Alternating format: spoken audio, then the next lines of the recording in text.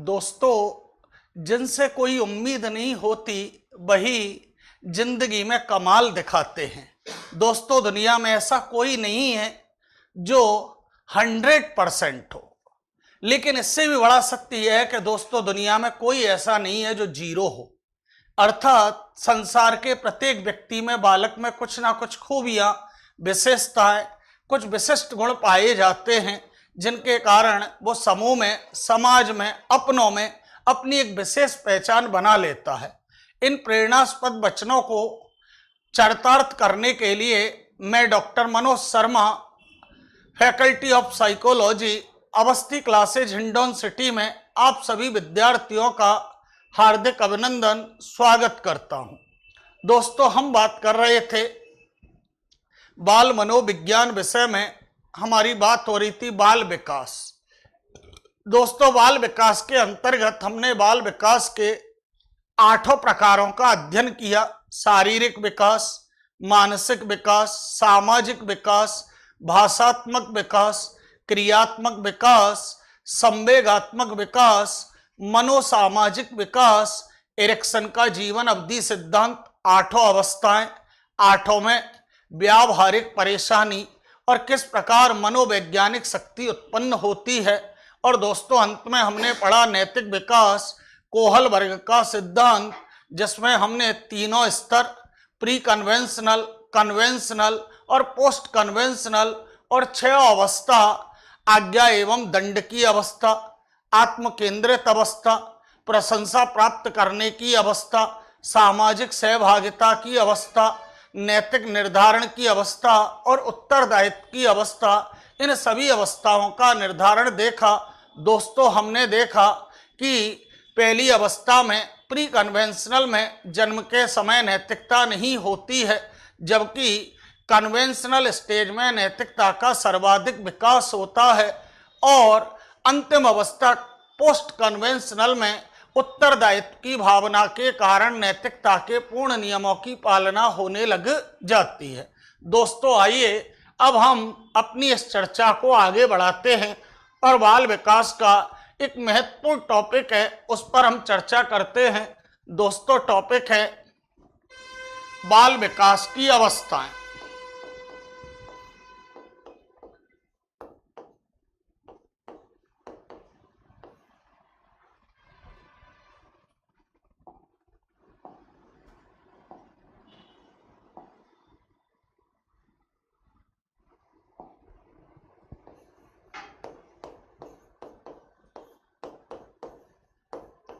बाल विकास की अवस्थाएं।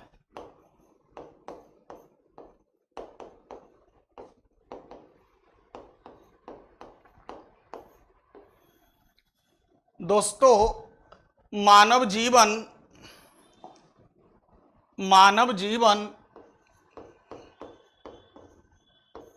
या मानव जीवन का आशय है मानव की आयु से। मानव जीवन या आयु को विकास के आधार पर जिन अवस्थाओं में हम विभाजित करते हैं उन्हें बाल विकास की अवस्थाएं कहते हैं।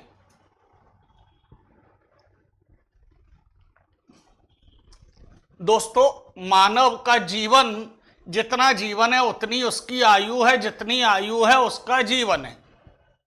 इसलिए मानव जीवन या मानव आयु को विकास के आधार पर दोस्तों हम जिन अवस्थाओं में विभाजित करते हैं उन्हें हम बाल विकास की दोस्तों अवस्थाएं कहते हैं। और ये अवस्थाएं कितनी हैं दोस्तों? ये 6 अवस्थाएं होती हैं। कैसे होती हैं देखिए दोस्तों, यह है क्रम संख्या,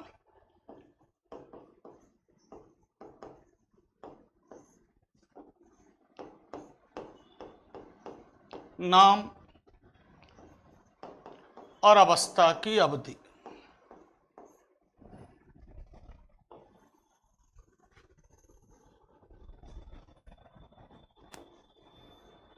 दोस्तों, ये पहली अवस्था जिसे हम कहते हैं गर्भाधान अवस्था।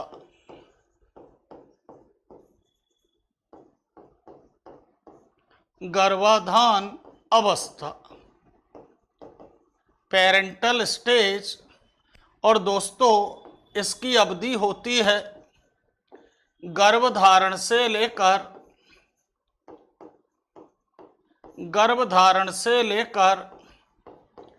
जन्म के पूर्व तक। गर्भधारण से लेकर के जन्म के पूर्व तक की जो अवस्था है, जो विकास है, उस विकास को दोस्तों हम किस अवस्था के अंतर्गत सम्मिलित करते हैं? गर्भाधान अवस्था के अंतर्गत दोस्तों इसे सम्मिलित किया जाता है। दोस्तों दूसरी अवस्था जिसे हम कहते हैं शैशवावस्था, इन्फेंसी स्टेज। दोस्तों शैशवावस्था जो जन्म से 2, 3 और 5 वर्ष तक मानी जाती है। कुछ मनोवैज्ञानिक 2 वर्ष तक मानते हैं, कुछ 3 वर्ष तक, कुछ 5 वर्ष तक, और इसे 6 वर्ष तक भी माना जाता है। अगर हम मानसिक विकास की बात करें तो जन्म से 2 वर्ष तक, लेकिन मानसिक विकास के अलावा अन्य 7 विकास की बात करें तो दोस्तों इसे 5 या 6 वर्ष तक माना जाता है। दोस्तों तीसरी अवस्था बाल्यावस्था।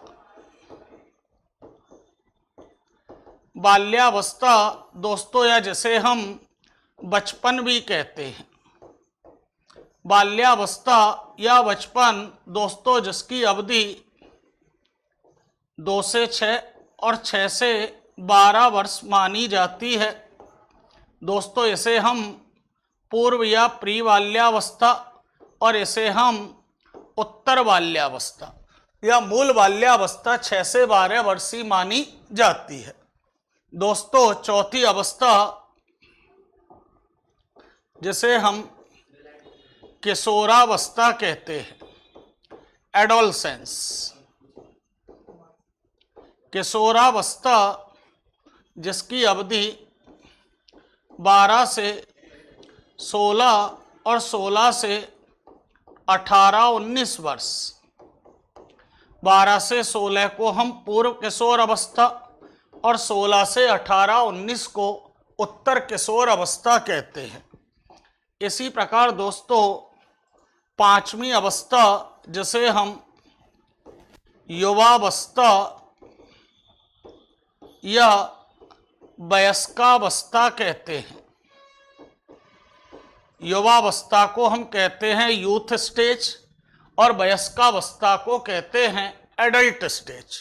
दोस्तों युवावस्था होती है 20 से 40 वर्ष और वयस्क अवस्था होती है 20 से 50 वर्ष।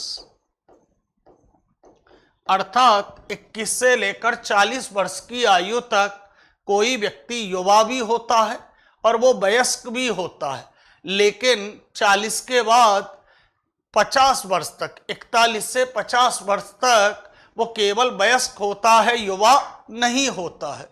दोस्तों अंतिम अवस्था के रूप में आती है हमारी छठवीं अवस्था जिसे हम वृद्धावस्था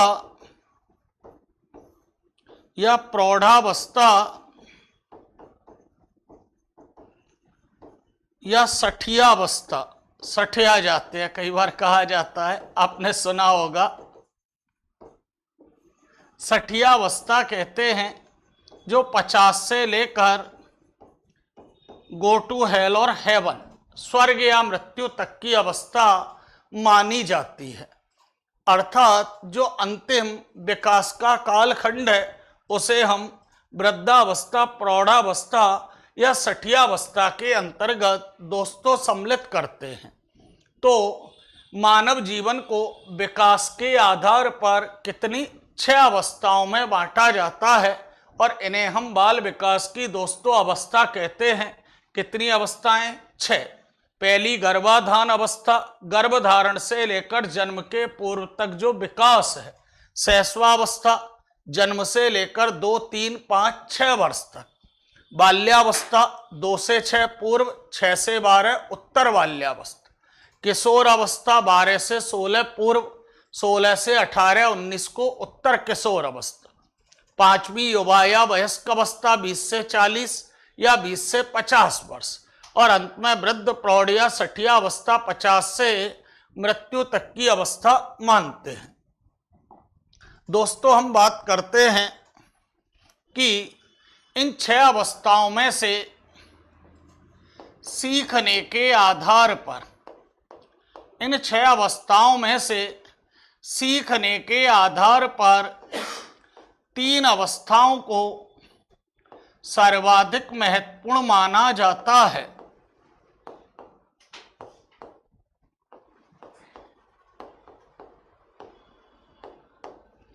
दोस्तों, सीखने के आधार पर इन 6 अवस्थाओं में से 3 अवस्थाओं को दोस्तों सबसे महत्वपूर्ण माना जाता है, जिनमें पहली अवस्था है शैशवावस्था।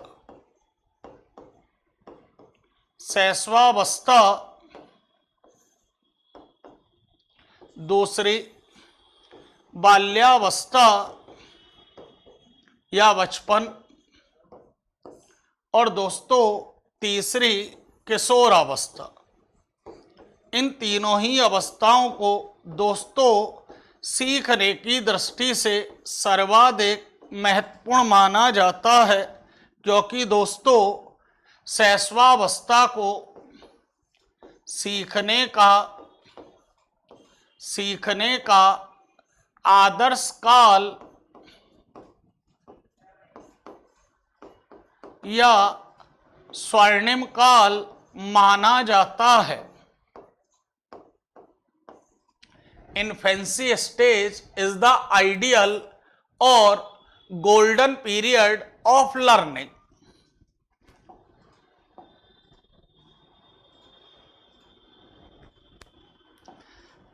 दोस्तों, शैशवावस्था को हम सीखने का आदर्श या स्वर्णिम काल मानते हैं। इसी प्रकार दोस्तों बाल्यावस्था को सीखने का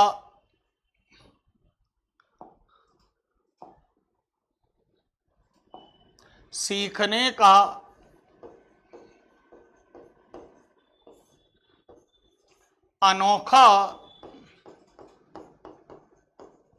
या वैचारिक काल माना जाता है।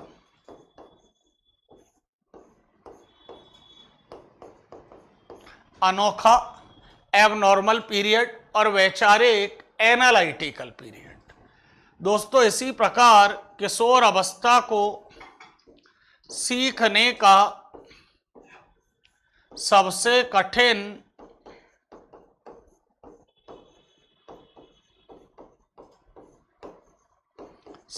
कठिन काल या संघर्षों का काल माना जाता है।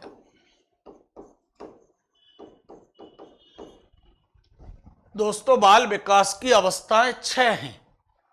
आपने देखा ये 6 अवस्थाएं, गर्भाधान अवस्था, शैशवावस्था, बाल्यावस्था, किशोर अवस्था, युवावस्था, वृद्धावस्था, प्रौढ़ावस्था। लेकिन दोस्तों इनमें से सीखने के आधार पर इन 3 अवस्थाओं को, शैशवावस्था, बाल्यावस्था और किशोर अवस्था को सीखने के आधार पर सबसे महत्वपूर्ण मानते हैं। दोस्तों, शैशवावस्था को सीखने का आदर्श या स्वर्णिम काल, आइडियल पीरियड और गोल्डन पीरियड माना जाता है। किसको? शैशवावस्था को। बात आती है क्यों माना जाता है। तो दोस्तों आप जानते हैं शैशवावस्था जन्म से 2 या 3 वर्ष तक की अवस्था है। और दोस्तों इस दौरान जो शिशु है, उन शिशुओं के जो अनुभव होते हैं वो सारे अनुभव सुखद, शिशुओं के जो अनुभव हैं वो सुखद या अच्छे होते हैं। जन्म से लेकर 2 या 3 वर्ष तक की आयु में जो अनुभव होते हैं, अनुभव कहाँ से आते हैं? क्रिया करने पर। जो बालकों के अनुभव होते हैं वो अनुभव सुखद और अच्छे होते हैं। कैसे होते हैं, एक उदाहरण से समझिए। दो परिवार हैं, एक मेरा परिवार, एक आपका परिवार। दोनों परिवार पड़ोस में रहते हैं, लेकिन दुर्भाग्य से दोनों परिवारों में 36 का आंकड़ा है। अर्थात वो दोनों परिवार एक दूसरे से बोलना तो दूर की बात है, एक दूसरे की तरफ देखते तक नहीं है। चल रहा है, बहुत सारी जगह ऐसा होता है। सपोज करिए किसी परिवार में, दोनों में से किसी परिवार में इस उम्र का कोई शिशु है। वो शिशु अगर गलती से दूसरे परिवार के यहां चला गया तो क्या उससे हम ऐसा व्यवहार करते हैं? कदापि नहीं। अगर वो शिशु गलती से, भूल से दूसरे मकान में दूसरे परिवार के सदस्यों के मध्य चला गया तो उससे बड़ा अच्छा व्यवहार होता है। उसको खाने को दिया जाता है, उसको गोद में लिया जाता है, टॉफी बिस्कुट दी जाती है, बड़ा खिलाया जाता है, स्नेह किया जाता है। इसलिए दोस्तों उनके अनुभव सुखद और अच्छे होते हैं। और दोस्तों जो सुखद और अच्छा होता है उसी को हम आदर्श कहते हैं, या उसी को हम स्वर्णिम। क्योंकि महिला जब कोई सोने का आभूषण पहन लेती है तो फिर उसे हैप्पी हैप्पी सुखद एहसास होता है। इसलिए दोस्तों इन्फेंसी स्टेज को गोल्डन और आइडियल पीरियड ऑफ लर्निंग माना जाता है। दोस्तों हम बात करते हैं बाल्यावस्था की। बाल्यावस्था या बचपन को सीखने का अनोखा और वैचारिक काल, अनोखा एबनॉर्मल पीरियड और वैचारिक एनालिटिकल पीरियड माना जाता है। क्यों माना जाता है? क्योंकि दोस्तों अनोखा का आशय है, आप जानते हैं, आपने देखा कि बाल्यावस्था में बालक का सर्वाधिक सामाजिक और नैतिक विकास होता है। अर्थात बाल्यावस्था में ही बालकों की बन जाती हैं आदतें। और आप जानते हैं बालकों की आदतें बड़ी अनोखी होती हैं, बड़ी अटपटी चटपटी नवीन होती हैं। माता पिता ने जो नहीं किया बच्चे वो करते हैं, माता पिता ने सोचा नहीं वैसा वो बोलने लगते हैं। अर्थात बालकों की जो आदतें होती हैं, बालकों की जो आदतें होती हैं दोस्तों, वो आदतें अनोखी या नवीन होती हैं। इसलिए बाल्यावस्था को सीखने का अनोखा काल माना जाता है। दोस्तों बात आती है वैचारिक काल क्यों मानते हैं? तो दोस्तों इसके लिए आपको फोकस करना पड़ेगा जीन पियाजे का सिद्धांत। दोस्तों जीन पियाजे के सिद्धांत की तीसरी अवस्था है मूर्त संक्रिया की अवस्था, जिसकी आयु 7 से 11 वर्ष है। दोस्तों 7 से 11 वर्ष की आयु में बालक भाषा के द्वारा विचारों का विश्लेषण संश्लेषण, भाषा के द्वारा विचारों का जोड़ तोड़ करने लग जाता है। और विचारों का जोड़ तोड़ करना ही वैचारिक काल माना जाता है। इसलिए मानसिक विकास के आधार पर बाल्यावस्था को सीखने का वैचारिक काल और सामाजिक विकास के आधार पर बाल्यावस्था को सीखने का अनोखा काल, क्योंकि अनोखा वर्ड किससे जुड़ा है? सोशल डेवलपमेंट से। और वैचारिक एनालिटिकल वर्ड जुड़ा है मानसिक विकास से। इसलिए प्रश्न घुमा कर आ सकता है कि बाल्यावस्था को सीखने का अनोखा काल माना जाता है। यह कथन बालक के किस विकास को प्रदर्शित करता है? और वहां 4 नाम दे सकता है, शारीरिक, मानसिक, सामाजिक, संवेगात्मक। तो वहां आपको यह ध्यान रखना है अनोखा काल सामाजिक विकास के कारण, क्योंकि आदतें किसके अंतर्गत आती हैं? सामाजिक विकास के अंतर्गत। और वैचारिक काल आता है, वैचारिक काल आता है मानसिक विकास के अंतर्गत। तो दोस्तों बाल्यावस्था को सीखने का अनोखा काल सामाजिक विकास के कारण और वैचारिक काल मानसिक विकास के कारण माना जाता है। दोस्तों अब बात आती है किशोरावस्था की। दोस्तों, किशोर अवस्था को सीखने का सबसे कठिन काल, वेरी हार्ड पीरियड और संघर्षों का काल माना जाता है, क्योंकि दोस्तों किशोर अवस्था में माता पिता से विरोध होता है। यहां पर कुछ चलता है, यहां पर कुछ चलता है, अर्थात परस्पर संवेगों में तीव्र प्रभाव आता है। या माता पिता किशोर अवस्था में माता पिता किशोर और किशोरी की स्वतंत्रता में उत्पन्न कर देते हैं बाधा।